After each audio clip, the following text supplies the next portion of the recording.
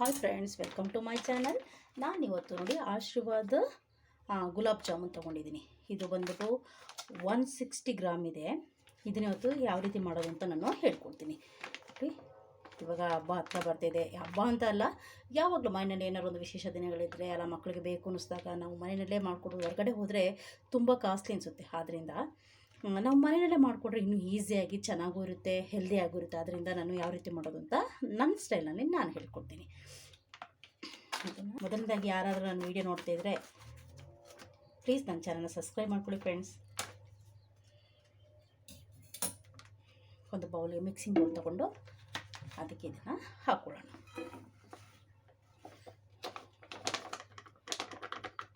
ಸ್ವಲ್ಪ ಹಿಂಗೆ ಉಂಡೆಗಳಾಗಿದ್ದರೆ ಅದನ್ನು ಸ್ವಲ್ಪ ಜಸ್ಟ್ ಈ ಥರ ಮಾಡ್ಕೊಳ್ಳೋಣ. ಯಾಕೆಂದರೆ ಅದು ತುಂಬ ಮುದ್ದೆ ಆಗಿರೋ ಚಾನ್ಸಸ್ ಇರುತ್ತೆ. ಹಾಗೆ ಇಟ್ಟುಬಿಟ್ಟು ಸಮ್ ಟೈಮ್ ಪ್ಯಾಕ್ನಲ್ಲೇ ಇದಾಗಿರುತ್ತೆ. ಅದರಿಂದ ಇದನ್ನು ಈ ರೀತಿ ಮಾಡ್ಕೊಳ್ಳೋಣ. ನಾನಿಲ್ಲಿ ಸ್ವಲ್ಪ ಹಾಲು ತಗೊಂಡಿದ್ದೀನಿ. ನೀವು ನೀರು ಬೇಕಾದರೂ ತೊಗೊಬೋದು. ನಾನಿಲ್ಲಿ ಹಾಲು ಹಾಕ್ತಾಯಿದ್ದೀನಿ. ನೀರು ಕೂಡ ಹಾಕ್ಕೊಬೋದು.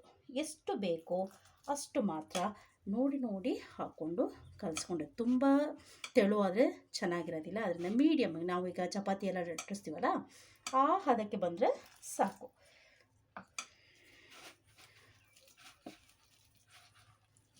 ತುಂಬ ಏನು ಆದೋದೇನು ಬೇಡ, ಜಸ್ಟ್ ಈ ರೀತಿ ಮಿಕ್ಸ್ ಮಾಡಿಕೊಂಡ್ರೆ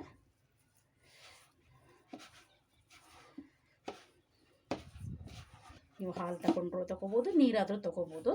ಅದು ತುಂಬ ಏನು ಬೇಡ, ನೋಡಿಕೊಂಡು ನೀವು ಹದವಾಗಿ ಕಲಿಸ್ಕೊಂಡ್ರೆ ಸಾಕು.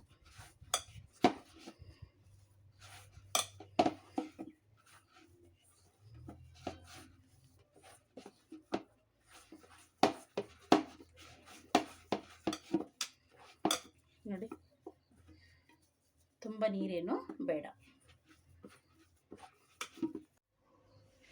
ನೋಡಿ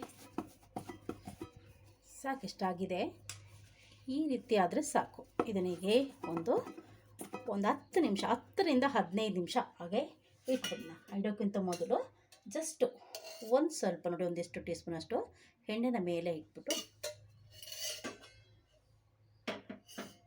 ಅದನ್ನು ಜಸ್ಟ್ ನೋಡಿ ಈಗ ಮಾಡಿ 10ರಿಂದ 15 ನಿಮಿಷ ಹಾಗೆ ರೆಸ್ಟ್ ಬಿಡೋಣ. ಇವಾಗ ಹಿಟ್ಟನ್ನು ಕಲಸಿದಾಗಿದೆ. ಈಗ ಇದರಲ್ಲಿ ಒಂದು ಬೌಲ್ನಷ್ಟು ಅದು ಹಿಟ್ಟಿತ್ತು ನೋಡಿ. ಅದಕ್ಕೆ ಈಗ ಇದರಲ್ಲಿ ಏನು ಮಾಡಬೇಕು, 2 ಬೌಲ್ನಷ್ಟು ಶುಗರನ್ನು ನಾನು ಹಾಕಬೇಕು. ಸಕ್ಕರೆನ ಹಾಕ್ಕೊಳ್ಳೋಣ. 2 ಬೌಲಷ್ಟು ಸಕ್ಕರೆನ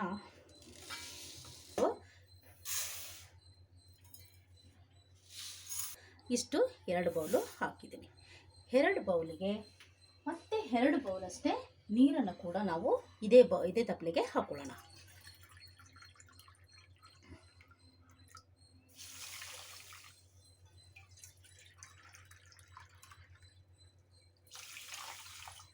ಇದಕ್ಕೆ ಹಾಕ್ಕೊಂಡಿದ್ದಾಯಿತು. ಬಿಸಿ ಮಾಡಲಿಕ್ಕೆ ಇಡೋಣ.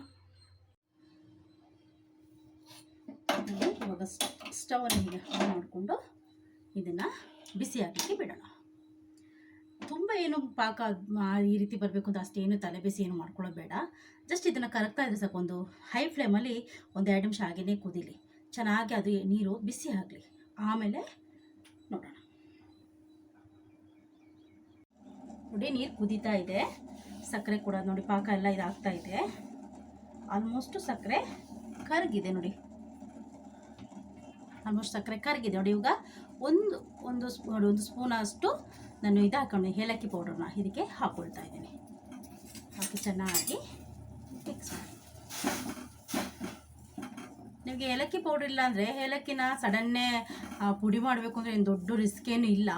ಜಸ್ಟ್ ಏಲಕ್ಕಿನೆಲ್ಲ ಬಿಡಿಸ್ಕೊಂಡು ಸ್ವಲ್ಪ ಶುಗರ್ ಆ್ಯಡ್ ಮಾಡಿ, ನಿಮಗೆ ಏನು ಬೇಕು ಈಗ ಸ್ಲ್ಯಾಬಲ್ಲಾದರೆ ಸ್ಲ್ಯಾಬಲ್ಲೇ ಜಸ್ಟ್ ಹಾಗೇ ಒಂದು ಸ್ಪೂನ್ ಸಹಾಯದಿಂದ ಅದನ್ನು ಸ್ಮ್ಯಾಶ್ ಮಾಡಿದ್ರೆ ಇಮ್ಮಿಡಿಯೇಟಾಗಿ 1 ಸೆಕೆಂಡಲ್ಲೇ ಅದು ನಿಮಗೆ ಪೌಡರ್ ಆಗುತ್ತೆ. ಆ ಥರ ಮಾಡಿಕೊಂಡ್ರು ಬೇಗನೆ ಪೌಡರ್ ಆಗುತ್ತೆ. ನೋಡಿ, ಸಕ್ಕರೆ ಕರಗಿದೆ. ಈಗ ಇದೇ ಹೈ ಫ್ಲೇಮಲ್ಲೇ ಇನ್ನೊಂದು 2 ನಿಮಿಷ ಹಾಗೇ ಕುದಿಸ್ಕೊಳ್ಳೋಣ.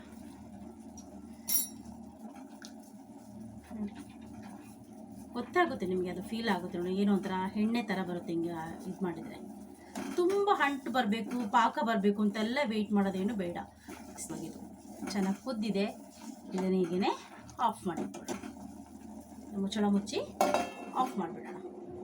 ಹಾಗೆ ಬಿಸಿ ಇರಲಿ. ಈಗ ಒಂದು ಡೇಕ್ಷೆ ಇಟ್ಕೊಂಡು ನಮಗೆ ಎಷ್ಟು ಎಣ್ಣೆ ಬೇಕು ಕರೀಲಿಕ್ಕೆ ಅಷ್ಟು ಎಣ್ಣೆನ ಬಿಸಿಗೆ ಇಟ್ಕೊಳ್ಳೋಣ. ಏಕೆಂದರೆ ಅದು ಈಚೆ ಕಡೆ ಬಿಸಿ ಆಗೋಷ್ಟರೊಳಗೆ ನಾವು ಅಲ್ಲಿ ಅದನ್ನು ಉಂಡೆ ಮಾಡ್ಕೊಬೋದು. ಅದರಿಂದ ಇಷ್ಟು ಎಣ್ಣೆನ ಬಿಸಿಗೆ ಇಟ್ಕೊಳ್ತೀನಿ ನೋಡಿ. ಇದು ಕೂಡ ಇದಾಗಿದೆ ನೋಡಿ, ಸಾಕು. ಇವಾಗ ಇದನ್ನು ನಾವು ಈಗ ಉಂಡೆಗಳನ್ನಾಗಿ ಮಾಡೋಣ. ಜಸ್ಟ್ ನಿಮಗೆ ಎಷ್ಟು ಚಿಕ್ಕದು ಬೇಕೋ ಅಷ್ಟು ಬಾಲ್ ನಿಮಗೆ ನೋಡ್ಕೊಳ್ಳಿ. ನಿಮಗೆ ಎಷ್ಟು ಚಿಕ್ಕದು ಬಾಲ್ ಬೇಕೋ ಇಲ್ಲ ದೊಡ್ಡದು ಬೇಕು ಅಂತ ನೋಡಿಕೊಂಡು ಅದನ್ನು ಉಂಡೆಗಳನ್ನಾಗಿ ಮಾಡಿಕೊಂಡ್ರೆ ಸಾಕು ನೋಡಿ. ಈ ಥರ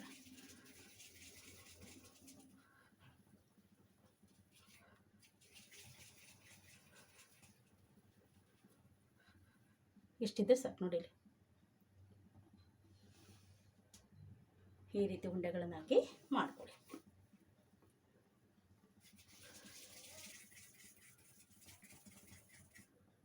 ನೋಡಿ, ಇದೇ ರೀತಿ ಎಲ್ಲ ಉಂಡೆಗಳನ್ನು ಮಾಡ್ಕೊಳ್ಳೋಣ ನೋಡಿ. ಈ ಥರ ಉಂಡೆಗಳಾಗಿ ಮಾಡ್ಕೊಂಡಿದ್ದೀನಿ. ಎಲ್ಲ ಇದೆ ನೋಡಿ ಈ ಥರ. ಈಗ ಒಂದು ಬದಿಲಿ ಎಣ್ಣೆ ಕೂಡ ಬಿಸಿಯಾಗಿದೆ. ಅದಕ್ಕೆ ಇವಾಗ ಏನು ಮಾಡೋಣ, ಈ ಉಂಡೆಗಳನ್ನು ಅದರಲ್ಲಿ ಬಿಡೋಣ ನೋಡಿ. ಇವಾಗ ಎಣ್ಣೆಯಲ್ಲಿ ಕಾಯ್ದು ಇದು ಎಣ್ಣೆ ಕಾಯ್ದು ಹೇಗೆ ಚೆಕ್ ಮಾಡೋದು ಅಂದರೆ, ಜಸ್ಟ್ ಅದೊಂದು ಹಿಟ್ಟನ್ನು ಒಂದು ಸ್ವಲ್ಪ ತೊಗೊಂಡು ಹಿಂಗೆ ಮಾಡೋದು ನೋಡಿ. ಈ ಥರ ಬಂದರೆ ಇದು ಕಾಯ್ದಿದೆ ಅಂತ ಅರ್ಥ, ಬಿಸಿಯಾಗಿದೆ. ಇವಾಗ ನಾವೇನು ಮಾಡೋಣ, ಒಂದೊಂದೇ ಉಂಡೆಗಳನ್ನು ಹೀಗೆ ಬಿಟ್ಬಿಡೋಣ. ತುಂಬ ಹೈ ಫ್ಲೇಮಲ್ಲಿ ಏನೂ ಬೇಯಿಸಬೇಡಿ, ಸ್ವಲ್ಪ ಮೀಡಿಯಮ್ ಊರಿನಲ್ಲೇ ಬೆಂದರೆ ಸಾಕು.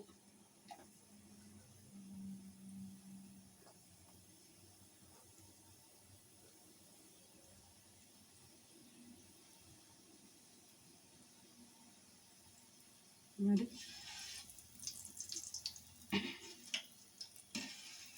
ಜಸ್ಟ್ ಒಂದು ಗೋಲ್ಡನ್ ಶೇಡಿಗೆ ಬರೋವರೆಗೆ ಬಿಸಿ ಮಾಡಿ ಕಾಯಿಸ್ಕೊಂಡ್ರೆ ಸಾಕು.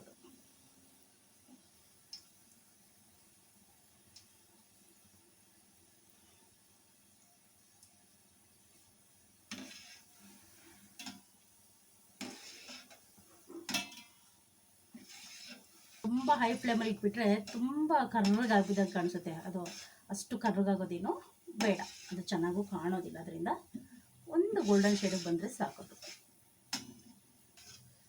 ಉಂಡೆ ಸ್ವಲ್ಪ ಕೂಡ ಒಡೆದು ಕೂಡ ಇಲ್ಲ ನೋಡಿ, ಎಷ್ಟು ನೀಟಾಗಿದೆ.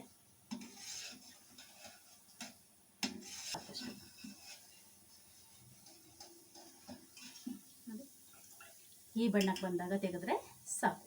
ಈಗ ಇನ್ನೊಂದು ಬದಿನಲ್ಲಿ ಜ್ಯೂಸು ಮಾಡಿಟ್ಕೊಂಡಿದ್ದಲ್ಲ, ಶಿರಪ್ಪು, ಸಕ್ಕರೆ ಪಾಕನ ಅದಕ್ಕೆ ಇದನ್ನು ತೆಗೆದು ಹಾಗೆ ಹಾಕಿಬಿಟ್ರೆ ಆಯಿತು ನೋಡಿ. ಇಲ್ಲಿ ಹಾಕ್ತಾ ಇದ್ದೀನಿ, ಬಿಟ್ಕೊಬಿಡೋಣ.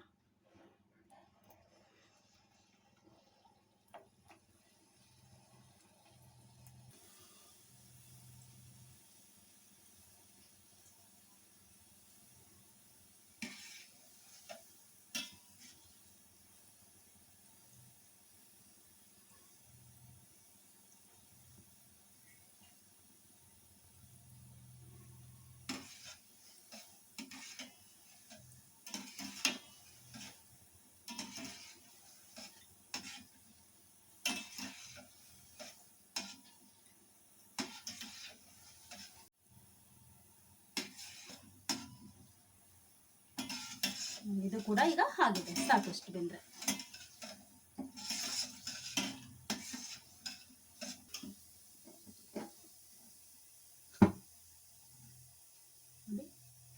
ಸಾಕು, ಇವಾಗ ಇಷ್ಟ ಆಗಿದೆ. ಇದನ್ನು ಕೂಡ ನಾನು ಆ ಶಿರಪ್ ಒಳಗೆ ಹಾಕೊಳ್ತೀನಿ.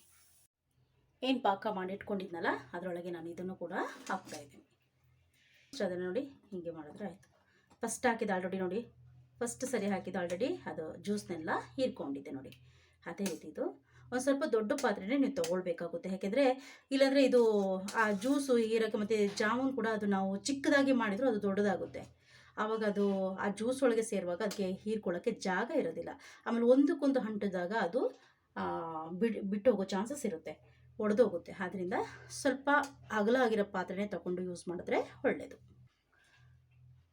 ಒಂದು 15 ಮಿನಿಟ್ಸು ಹಾಗೆಯೇ ಬಿಟ್ಕೊಳ್ಳೋಣ, ಆಗ ಚೆನ್ನಾಗಿ ಆ ಜ್ಯೂಸ್ಗೆಲ್ಲ ಹೀರ್ಕೊಳ್ಳುತ್ತೆ. ಆಮೇಲೆ ನೋಡೋಣ ನೋಡಿ. ಇವಾಗ 15 ನಿಮಿಷನೂ ಬೇಡ, 10 ನಿಮಿಷ ಆಗಿದೆ. ನೋಡುವ ಹೇಗಿದೆ ಅಂತ ನೋಡಿ. ಈ ರೀತಿ ಆಗಿದೆ, ಸೂಪರ್ ಆಗಿದೆಯಲ್ಲ. ನೋಡಿ 15 ನಿಮಿಷ ಬಿಡೋದು ಬೇಡ. ನೋಡಿ ಎಷ್ಟು ಚೆನ್ನಾಗಿದೆ, ಏನು ಪುಡಿ ಕೂಡ ಆಗಲಿಲ್ಲ ನೋಡಿ, ಇಲ್ಲಿ ಎಷ್ಟು ನೀಟಾಗಿದೆ ನೋಡಿ. Ready to serve. ಹೆಂಗಿದೆ ಗುಂಡು ಗುಂಡು ಗುಲಾಬ್ ಜಾನ್, ನಮ್ಮ ಆಶೀರ್ವಾದ್ ಗುಲಾಬ್ ಜಾನ್ ಮನೆಯಲ್ಲೇ ತಿನ್ನೋಣ ನೋಡಿ. ವಾವ್, ಸೂಪರ್ ಆಗಿದೆಯಲ್ಲ. ಈಗ ಸರ್ವ್ ಮಾಡೋಣ. ನಿಮಗೆ ಒಂದು ಬೇಕಾದರೆ ಒಂದು ಹಾಕ್ಕೊಳ್ಳಿ, ಎರಡು ಬೇಕಾದರೆ ಎರಡನ್ನು ಹಾಕ್ಕೊಳ್ಳಿ. ಸ್ವಲ್ಪ ಜ್ಯೂಸ್ ಸಿರಪನ್ನು ಅದರಲ್ಲಿ ಬಿಟ್ಕೊಂಡು ಜ್ಯೂಸ್ನ ಅದರಲ್ಲಿ ಹಾಕಿ ಎಷ್ಟು ಬೇಕೋ ಅಷ್ಟು ಸಾಕು. ಕೆಲವರು ಜಾಸ್ತಿ ತಿನ್ನೋರು ಇದ್ದಾರೆ, ಸ್ವಲ್ಪ ತಿನ್ನೋರು ಇದ್ದಾರೆ. ಈ ರೀತಿ ಸರ್ವ್ ಮಾಡಿ.